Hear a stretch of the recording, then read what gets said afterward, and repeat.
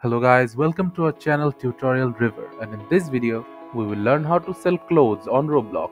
So firstly, after going to the browser, in the search panel type Roblox,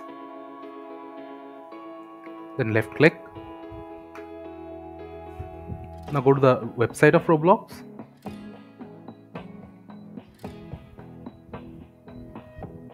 After that, make sure that you're logged in with your account and go to inventory. After going to inventory, select classical clothing section, then click on any one of them. I'll select classical pants. Just select any clothing item that you want to sell.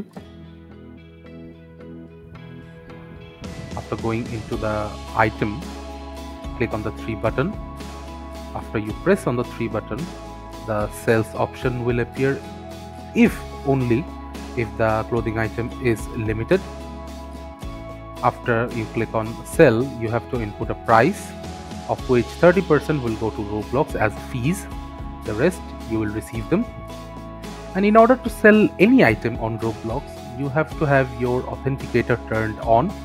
Without authenticator turned on, you cannot sell any item. And after all these steps are done, your item will be on the marketplace. Thank you again for watching the video. Make sure to like this video and subscribe to our channel, and see you in the next video.